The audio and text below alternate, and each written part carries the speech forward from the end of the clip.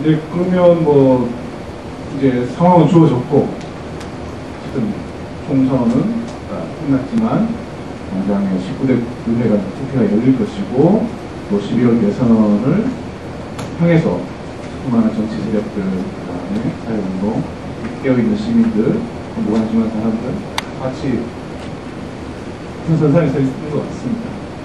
그러면 이제 우리 어떻게 해야 되느냐, 이제 이런 질문을 할 수밖에 없고, 그것은 그걸 다 대선으로 몰아갈 수도 있겠지만 실은 앞서 빅터 소장도 말씀하셨던 것처럼 의회, 그러니까 국회는 국회로서의 그 자체로 해결해야 될 과제, 국회를 통해서 또 우리가 실현하고자 하는 과제들도 되게 많은 현재의 조건 하에서 19대 국회를 어떤 식으로 운영해 나갈 것인지, 그리고 그것과 맞물려 있는 12월 대선에서 어떤 리더십과 정책 이슈와 또 더 구체적으로 말해본다면 팟캐스트와 SNS로 이렇게 설명됐던 새로운 커뮤니티 대중들과의 소통 기제를 어떻게 다시 잘 작동시키면서 그 정당이 또는 더 넓은 의회 정치 세력이 힘을 얻어서 변화의 열망을 또 받아 안을 수 있을지, 지금 남아있는 과제들이 더 많은 상황인 것 같은데요.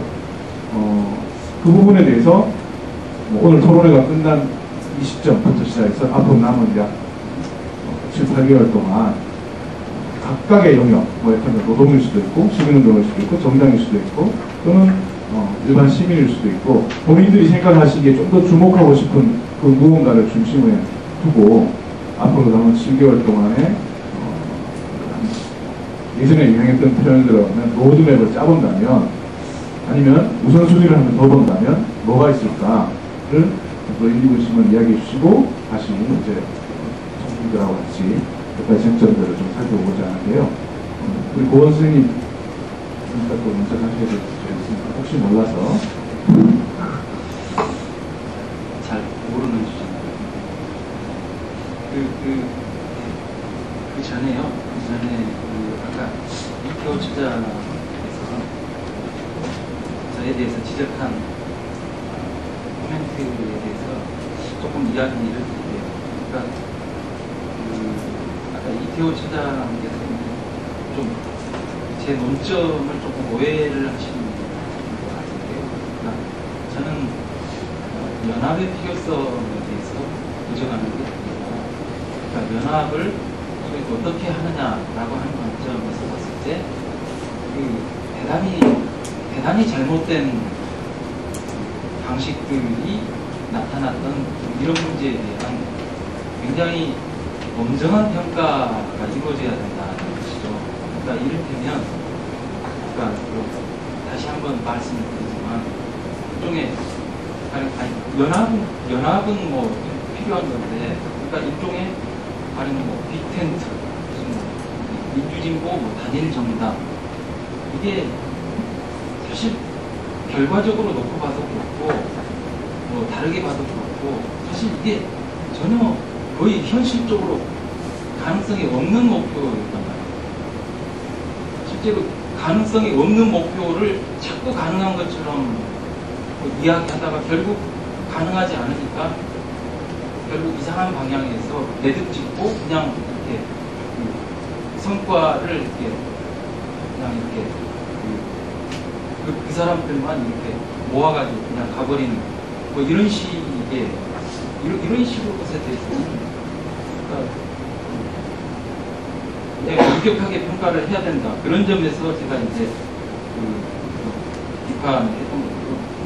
그런 결과로 또 이렇게 뭐 정당에 들어가는 거 이런 것에 대해서도 저는 그러니까 원천적으로 뭐 그게 틀렸다라고 그렇게 생각하지는 않는데, 그러니까 뭔가 이게 진입을 하고 진출을 하더라도 그 어떤 방식, 템포 뭐 이런 거에 있어서 굉장히 잘못된 것들이 많았다. 그러니까 전혀 뭔가 이렇게 독자적인, 그러니까 나름대로의 다른 예를 들어서 시민운동 진영에서 뭐 정당에 진출하면서 나름대로의 자기 어떤 가치를 이렇게 지켜내면서 가야 되는 거 아닙니까? 근데 실제 그렇게 했냐? 전혀 그렇게 안 됐다라는 것에 대해서 저는 문제제기를 하는 거죠. 그래서 그렇게 진출을 하신 분들이 꽤 되는데, 한 공천파동, 김용민 그 사건 이런 건 났을 때 굉장히 심각한 문제인데, 그 내부에서 비판의 목소리가 도대체 한마디라도 나왔는가, 이런 거에 대해서 정말 처절하게 같은 시민운동을 했던 분들로서 처절하게 짚어놨던 거 아니에요. 저는 그 문제를 이야기하고 싶고,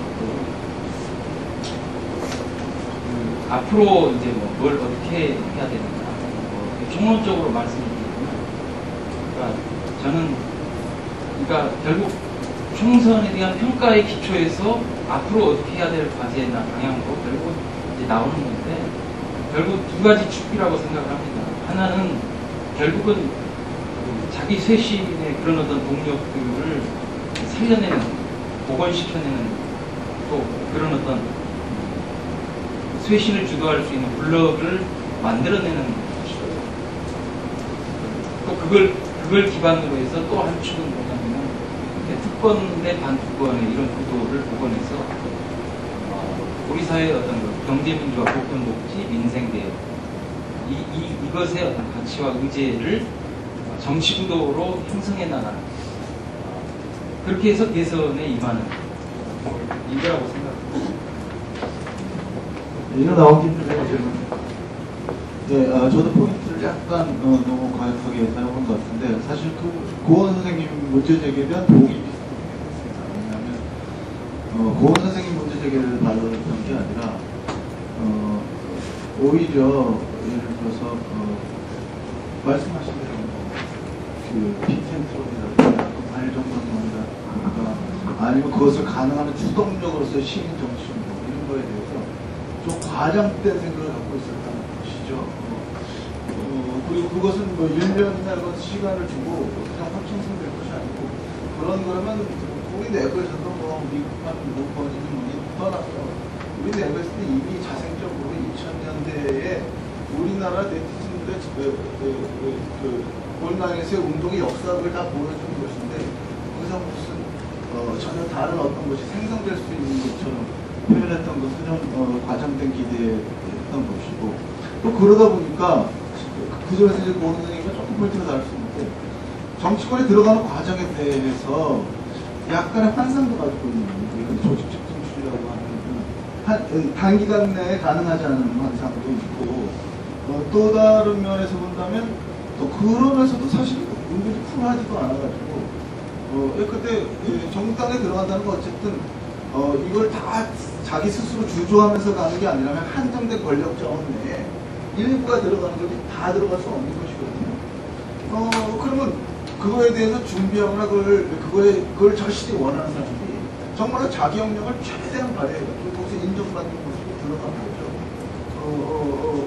그리고 그렇게 들어간 사람들의 경쟁력에 대해서 그렇게 하지 못했으면 그렇게 박수 쳐주고 하는 것이 단기간 내에서 최선일 터인데, 시민사회에서 정치를 고민하시는 분들은 솔직히 말하면 쿨하지도 못하는 거죠. 근데 기존 정당 질서에서의 말하자면 생동 경쟁 구도에 대해서 아주 쿨하지도 못했던 것 같고, 근데 조직적 구상에 대해서도 세련된 생각도 가지고 있지 못했기 때문에 그냥 둘 다 하는데, 이것도 우리가 그래서 그 사람도 잘못했다가 아니라 조금 관용적으로 볼 필요가 있는 시행착오인데, 1년 동안 어떤 모델이 만들어지겠냐.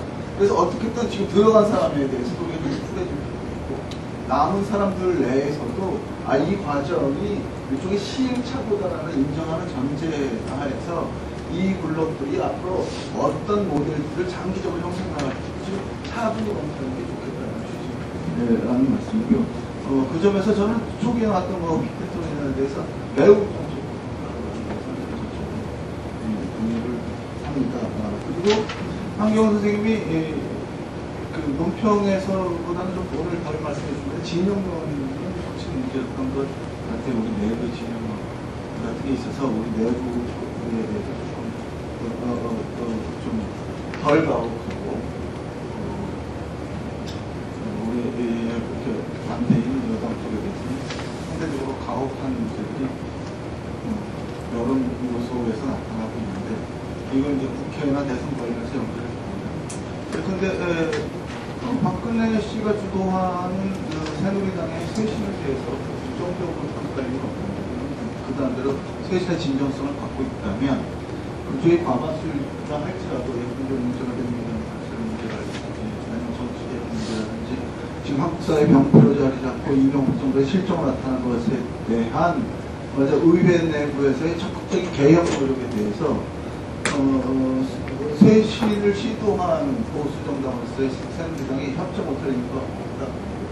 오히려 그 점에 대해서 굉장히 적극적으로 얘기하고 왜냐면 못 받으면 그건 못 받는 새누리당의 쇄신의 한계인 것이므로 그건 뭐 그 자체로서 검증되고 심판될 것이라고 보고요.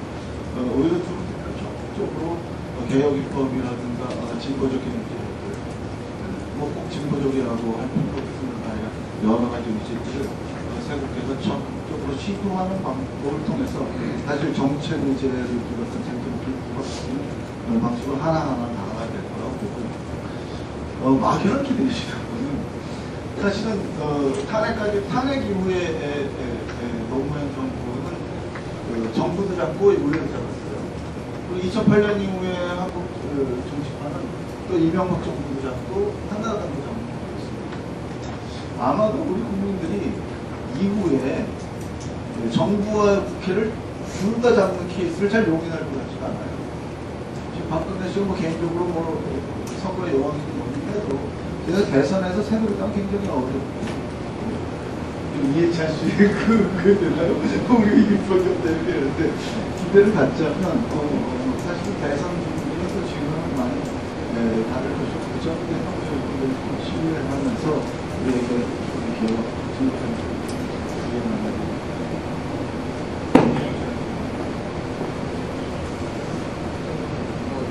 주제와 상관없는 딴 이야기를 하니까 주제와 상관이 있는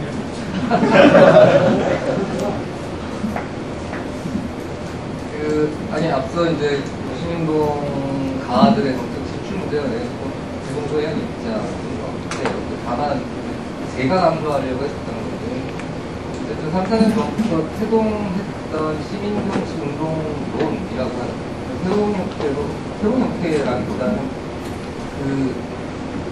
객관적인 조건의 요구들은 분명히 존재하는데 이걸 어떤 형태로 입론화하고 그걸 가시화시킬 거냐라고 하는 문제가 시민단체에서 사이드에서 활동했던 많은 활동가들의 본인의 지점이었고 그걸 어떻게 보면 청에서 연구소 같은 데서 더 적극적인 거기도 했었죠. 그러니까 그런 거를 구체적으로 한번 실험해보고 도전해보려고 했던 게 대통나라가 이런 형태의 시민정치운동 방식인데 그게 애초에 구상했던 것과 전혀 다른 방향으로 결론이 나아가기 때문에 그런 문제를 제기했던 겁니다. 그러니까 진출이 그 역할 중에 일부분으로 자리를 잡는다거나 라고 하는 정도의 동의기관들을 형성하면서 갈 수 있었는데 뭔가 좀 대중과 호흡하면서 그 시민단체가 어떤 정치와 일정하게 거리를 두거나 다른 방식으로 개입하려고 하는 것들을 아주 직접적으로 후보에 대해서 후보로 이야기하고 그 다음에 그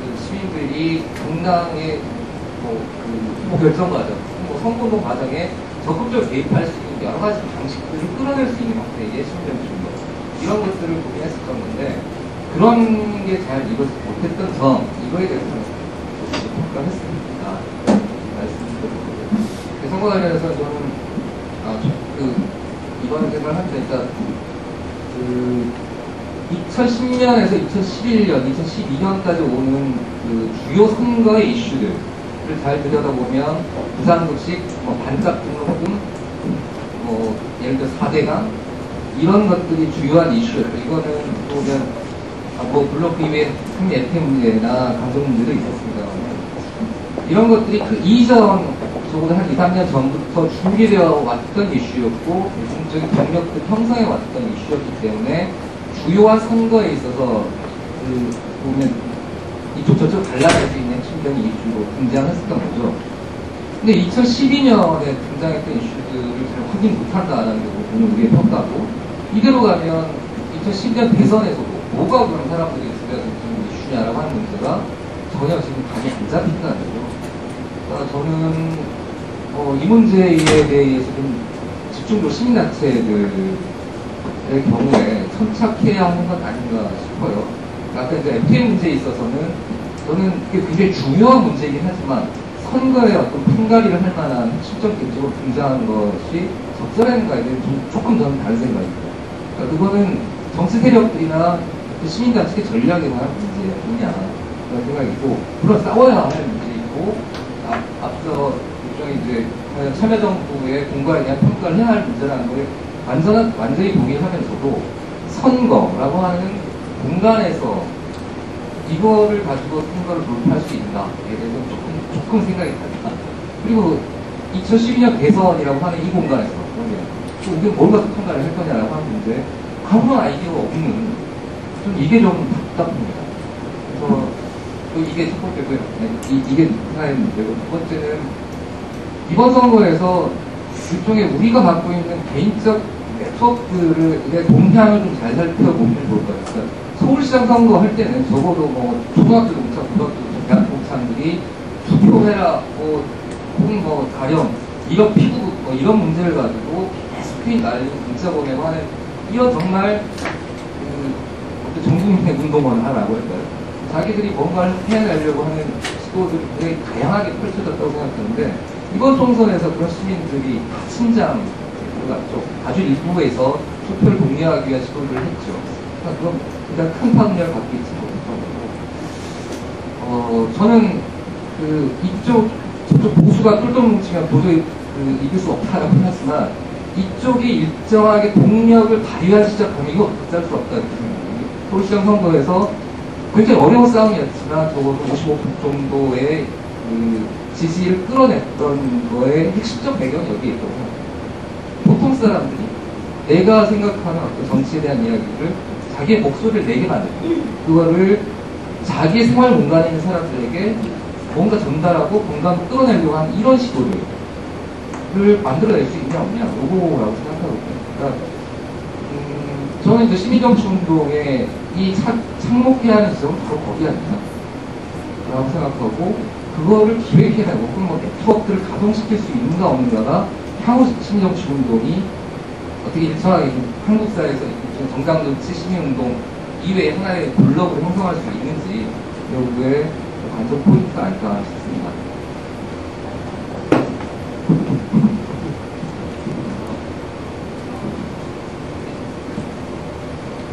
어떻게 뭘 할 거냐, 어느 주체를 가지고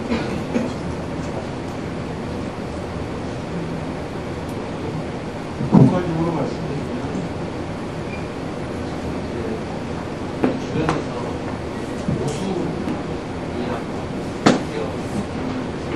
보수가 눈치는 강원도가 사실은 얼마 전까지는 민주당 후보들이 절대적 지지와 절대적 적대감을 갖는 기준은 사실은 절대 다수가 아닐 거다.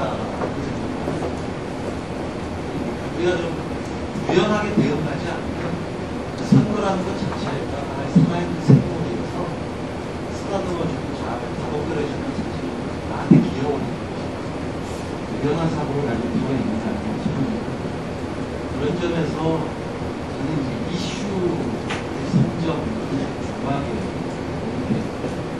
아마 12월 대선까지 저희 새누리당은 정말 잘할 거라고 생각합니다. 대선이 있기 때문에 정말 잘하려고 노력을 할 거고, 자기들이 왜 이겼는가, 수도권에서 왜 졌는가에 대한 분석을 정말 열심히 할 거예요. 그럼 거꾸로 우리는 뭘 할 건가?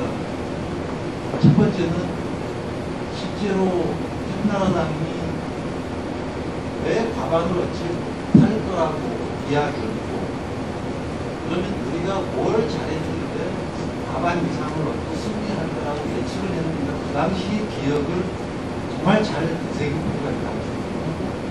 그게 왜 여전히 대통령에 대한 분석, 여기저기서 만들어야 될까? 이제 당사자들도 생각되겠지만, 당사자들이 미처 보지 못하는 순수적인 입장에서 분석해야 되는 부분이 여전히 중요한 공부하거나 시민사회 단체, 시민정치, 시민운동, 여기 있는 사람들의 관심이 될 것 같고요. 그리고 이제 제 이슈라고 말씀드리면 아마 지금 현 정권을 상당히 이제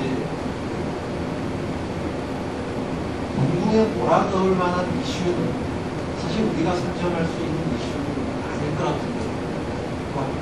왜냐하면 이미 총선에서 사실은 이름을 바꾼 새누리당이 이미 과거에 자기들에게 불렸던 이슈를 한번 다 넘어버립니다. 또한 우리에게 유리했던 그런 이슈는 사실은 새로운 이슈는 아니고 그렇다고 보면 여전히 남아있는 문제가 사실 경제 문제일 수 있고 복지를 중심으로 하는 노동 문제와 분배 문제 이런 것일 수 있겠다. 사실은 왜 이제 강원도가 1세기 됐을까를 생각해요. 한번 해보라고 바꿔줬더니 별로 달라진 게 아니라 그럼 뭐가 달라지기를 기대해요.